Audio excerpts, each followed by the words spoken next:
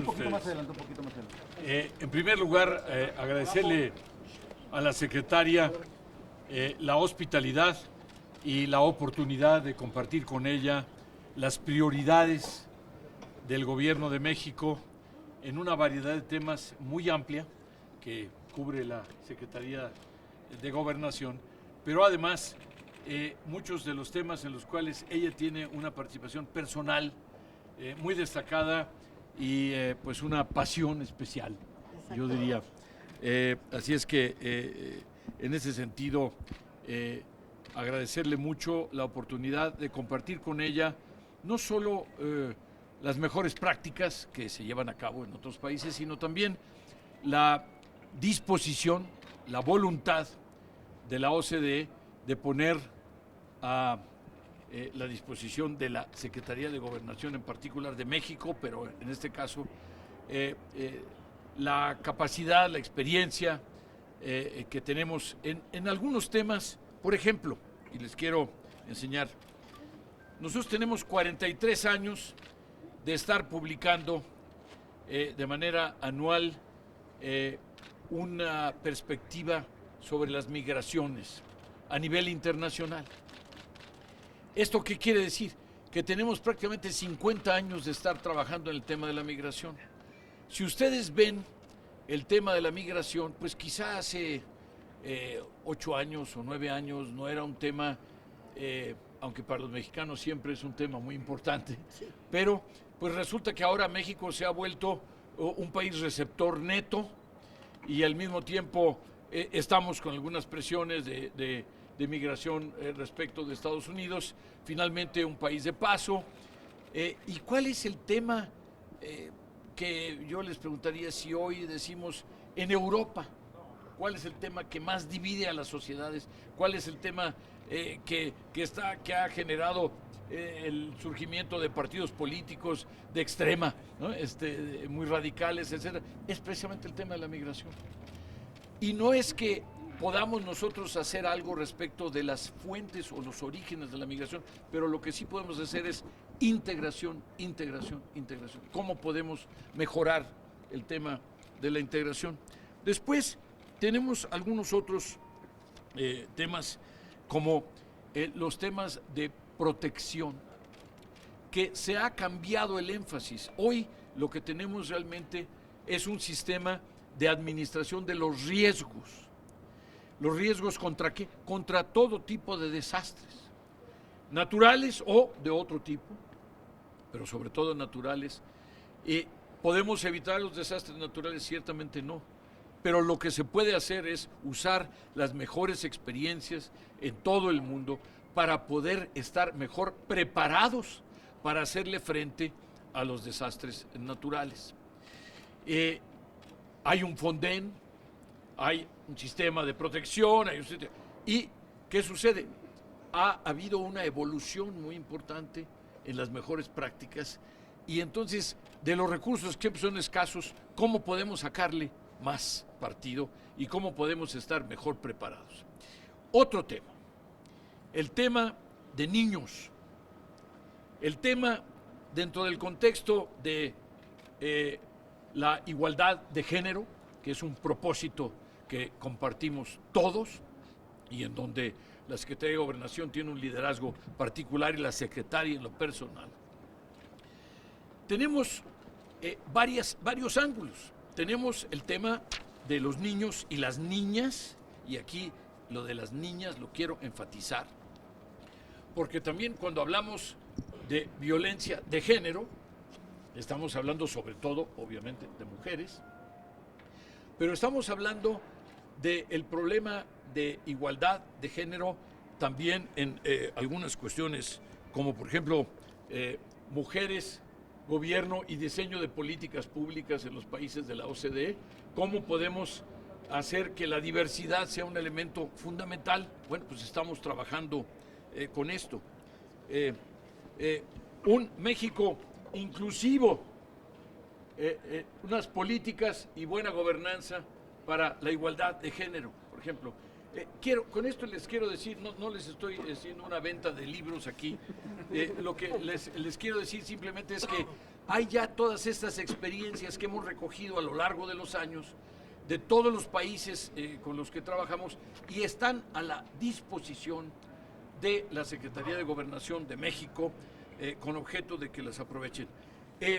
Estábamos hablando, otro de los temas que está manejando la Secretaría de Gobernación, el tema de la vulnerabilidad de los niños, también como parte del tema de mayor justicia, en fin. Entonces, ¿Hace la OCDE algún tipo de recomendación en esta materia, principalmente por supuesto, para niños y niñas y hay con mejores operación? prácticas y de eso se trata, de que pudiésemos estructurar la cooperación que ya es muy intensa, que ya es muy importante, para poder trabajar aún más, para poder estructurar a las instituciones, para poder fortalecer a las instituciones que México tiene hoy y que están también representadas aquí en la Secretaría de Gobernación.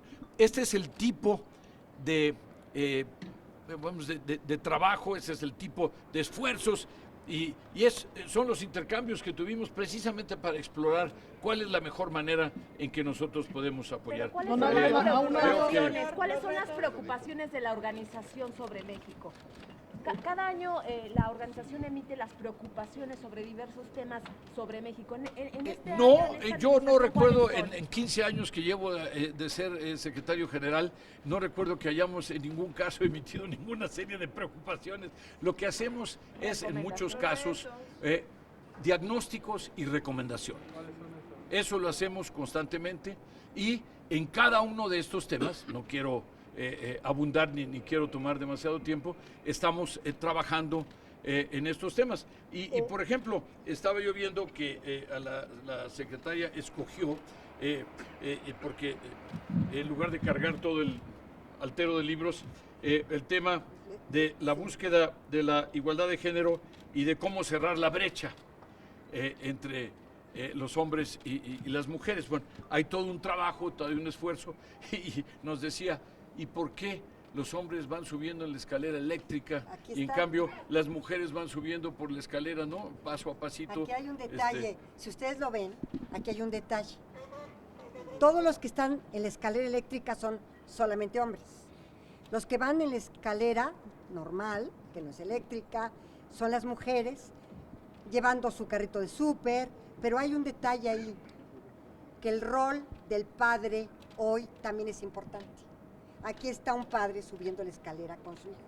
Entonces, por eso le decía yo al señor secretario general, decía yo, mira, cuando menos, si no tenemos la escalera eléctrica todavía, estamos ya queriendo incorporar a los hombres en roles que tradicionalmente han sido únicamente de mujeres y que hoy en día también los compartimos con ellos. Entonces, es importante. Y lo que también me llamó la atención es algo que siempre he dicho.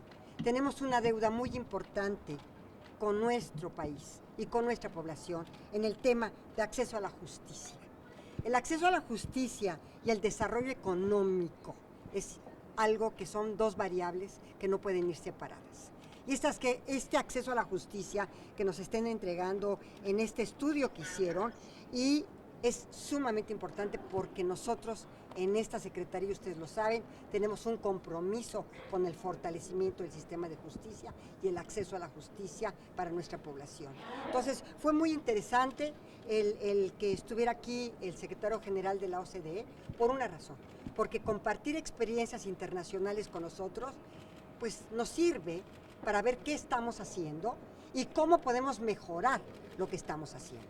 Entonces, de verdad yo le agradezco mucho al doctor José Ángel Gurría su presencia aquí y compartir con su equipo de trabajo, con Gabriela aquí que presente, con su equipo de trabajo, las experiencias internacionales que ellos han recopilado y han estudiado para mejorar algunas de las políticas que nosotros tenemos y que hemos estado haciendo dentro de los programas. Sobre este punto, doctor Gurría, ¿cómo ha cambiado la visión de la OCDE en los últimos 7 años de ese México reformador que ustedes destacaron en muchas ocasiones, de 2012, 2013, 2014, a lo que se está viviendo actualmente? El país, sin duda, lo saben bien, no ha tenido el crecimiento económico que se requiere para terminar con la desigualdad que ustedes mismos promueven a través de los indicadores. ¿Cómo lo observan ustedes comentamos en este también, último a ver, año, José. en estos últimos 2 años? Miren ustedes, en primer lugar, estamos viviendo probablemente el contexto internacional más desfavorable al crecimiento que hemos visto en muchos años. Ya parecía que íbamos en el despegue después de 10 años de crisis económica, la más profunda crisis económica de nuestras vidas. No tiene caso, y es a nivel internacional, como dice Gabriela correctamente. ¿Por qué? No tiene caso compararnos con el año 30, con la crisis del año 30, porque ahí eran otras circunstancias. Pero de nuestras vidas colectivas, y nosotros probablemente somos los que más tiempo llevamos de vida, ¿y qué sucede? Que nunca hemos tenido una crisis económica tan severa como la que hubo en los últimos 10 años a nivel mundial. Y ya parecía que íbamos de salida, ¿y qué pasa? En 2018 empiezan las sanciones comerciales, empiezan los aranceles con el acero y con el aluminio, y después, bueno, pues tú me pones 10, yo te pongo 15, y entonces yo te pongo 20, y yo te pongo 25, y entonces le pongo a los Levi's, y le pongo a las motos Harley Davidson, y le pongo los aranceles a no sé qué. Y entonces, ¿qué pasa? No solo se afecta el crecimiento del comercio, se afecta la confianza. Y al afectarse la confianza, se afectan las inversiones. La gente dice, yo, hasta no ver claro, no invierto nada. Y entonces, ¿qué pasa? Se cae el crecimiento mundial. ¿Y qué sucede con un país como México, que depende crucialmente del crecimiento del comercio y de las inversiones a nivel internacional? Porque es un país de los más abiertos del mundo, pues entonces le pega más a un país como México. Y además coincide con el hecho de que era primer año de gobierno. Siempre en los primeros años de gobierno hay alguna atonía económica, mientras que el gobierno entrante toma cuenta de lo que le entregaron y, en segundo lugar, define sus políticas y define sus prioridades y empieza ahora a ejecutarlas. Y es en la ejecución en donde se hace gasto público, en donde se genera mayor crecimiento. Ustedes seguramente habrán tomado nota, muchos de ustedes lo publicaron, de la expresión del secretario de Hacienda, en el sentido de que ahora ya se iba a liberar el gasto público, lo cual creo que para nosotros todos fue una buena noticia. De manera que lo que usted menciona el tema del crecimiento económico tiene estas razones. Ahora, usted hablaba de las reformas. Las reformas son una forma de vida. Tiene que ser una manera de ver el mundo. Las reformas nunca terminan. Hay que estar constantemente reformando, inclusive reformando las reformas anteriores, porque las circunstancias cambian, entonces hay que ajustar. Eso lo hemos hablado con muchos de ustedes varias veces. Pero va bien el barco. Entonces, va bien el tema barco son en este país. muy dramáticas las reformas que están intentando. En muchos casos toma también tiempo poderlas entender, toma tiempo conocer su trascendencia, y el hecho de que en muchos casos estamos acostumbrados a una gradualidad, y por otro lado que aquí en muchos casos muchos de estos cambios son cambios muy dramáticos, son cambios inéditos, y por lo tanto, pues entonces también hay que dar un poco de tiempo para ver cuáles son los resultados. En el caso de la reforma educativa, Perdón, por ejemplo, tenemos que irnos al toreo, a ver al secretario de Comunicaciones. Entonces yo les ruego que nos disculpen un momentito gracias. y les dejo aquí cautiva nada más a la mejor a la secretaria. Esta medida de Estados Unidos de mandar a Guatemala a los solicitantes Es lo que estamos de asilo. analizando ahorita, lo estoy platicando con el canciller Ebrard, ¿verdad? Porque es un tema también bilateral. Entonces estamos, ya tomé nota por el tema de que salió en el New York Times. Entonces precisamente hace un rato que yo estaba con el canciller, que yo estuve con el canciller, le platiqué y vamos a ver cómo vamos a analizar el ¿Se va a tema. rechazar Secretaria, esta medida? Vamos a ver cómo vamos a analizar el su tema. opinión sobre esta ley que se está llevando en la Cámara de Diputados, que ya la calificaron como la ley Mordaza para que se porten bien los diputados. ¿No la conoce? La está impulsando Morena. Bueno, son tantas, perdóname que no te conteste, porque si no tengo yo el conocimiento real de lo que está promoviendo alguno de los diputados de Morena, prefiero no contestar. Muchas gracias. Gracias, secretario.